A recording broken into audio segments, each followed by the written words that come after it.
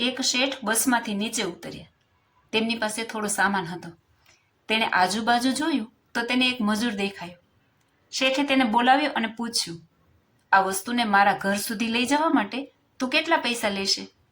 મજૂરે કહ્યું, તમારે જે આપવું હોય તે આપો, પરંતુ મારી એક શરત છે કે જ્યારે હું સામાન લઈ જઈશ ત્યારે રસ્તામાં તમારે મારી વાત સાંભળવાની, કાં તો તમારે વાત કરવાની અને હું સાંભળીશ. શેઠે તેને ઠપકો આપીને ભગાડી મૂક્યો અને બીજા કોઈ મજૂરની શોધ કરવા લાગ્યો. પરંતુ લાંબા સમય સુધી શોધખોળ કરવા છતાં કોઈ મજૂર મળ્યો નહીં. છેવટે મજબૂરીમાં શેઠે એ મજૂરને બોલાવ્યો. મજૂર દોડતો શેઠ પાસે આવ્યો અને કહ્યું, શેઠજી, તમે મારી શરત સ્વીકારો છો? શેઠે સ્વાર્થથી હા પાડી. શેઠનું ઘર લગભગ 500 મીટરના અંતરે હતું. મજૂર સામાન ઉપાડીને શેઠ સાથે નીકળી ગયો અને કહ્યું, શેઠજી, તમે મને કંઈક કહેશો કે હું તમને કહું? શેઠે કહ્યું, તું જ સંભળાવ. મજૂરે ખુશીથી કહ્યું, હું જે કહું તે ધ્યાનથી સાંભળ. આમ કહીને મજૂર રસ્તામાં છેક સુધી બોલતો ગયો અને બંને ઘરે પહોંચ્યા. મજૂરે ઘરની બહાર સામાન રાખ્યો. શેઠે મજૂરને જે કાંઈ પૈસા આપ્યા તે મજૂરે લઈ લીધા અને શેઠને કહ્યું, શેઠજી, મારી વાત ધ્યાનથી સાંભળી કે નહીં? શેઠે કહ્યું, ના, મેં તારી વાત નથી સાંભળી. મારે તો મારું કામ પૂરું કરવું હતું. મજૂરે કહ્યું, શેઠજી, તમે તમારા જીવનમાં બહુ મોટી ભૂલ કરી છે. તમે કાલે 7 વાગે મરી જવાના છો. તમારું મૃત્યુ થવાનું છે.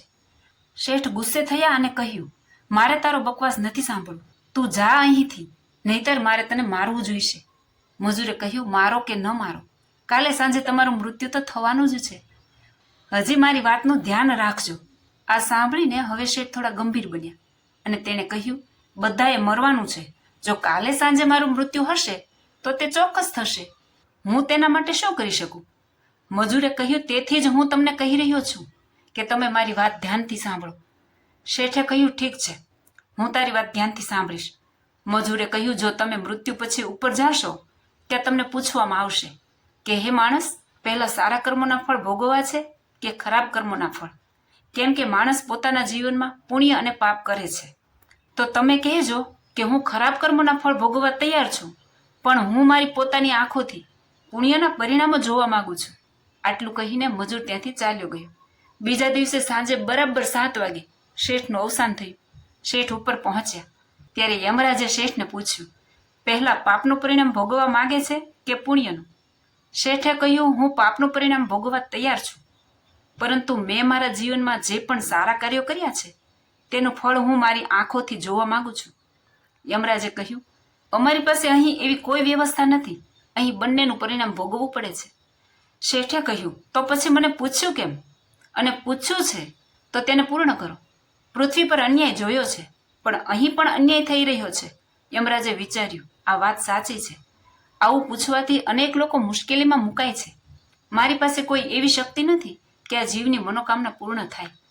યમરાજ તે શેઠને બ્રહ્માજી પાસે લઈ ગયા અને તેમને આખી વાત કહી સંભળાવી. બ્રહ્માજીએ પોતાનું પુસ્તક કાઢ્યું અને બધા પાના ફેરવ્યા, પણ તેમને કાયદાની કોઈ કલમ કે પેટા કલમ મળી નહીં જેનાથી જીવની મનોકામના પૂર્ણ થઈ શકે. બ્રહ્મા પણ લાચાર હતા અને યમરાજ અને શેઠને સાથે લઈને ભગવાન વિષ્ણુ પાસે ગયા અને તેમને સમગ્ર સમસ્યા જણાવી. ભગવાન વિષ્ણુએ યમરાજ અને બ્રહ્માને કહ્યું કે તમે અહીંથી જાઓ, પોતપોતાનું કામ કરો. તેથી બંને ચાલ્યા ગયા. ભગવાને શેઠને કહ્યું, હવે કહો, તમે શું કહેવા માંગો છો?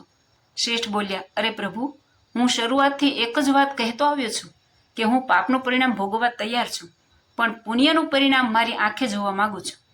ભગવાને કહ્યું, ધન્ય છે એ મજૂરને કે જેણે ગુરુના રૂપમાં તારી અંતિમ ક્ષણોમાં પણ મદદ કરી. તેણે આપેલા ઉપાયને લીધે તું મારી સામે ઊભો છે. તે મને તારી આંખે જોયો છે. મારા દર્શનથી તારા બધા પાપો નષ્ટ થયા છે.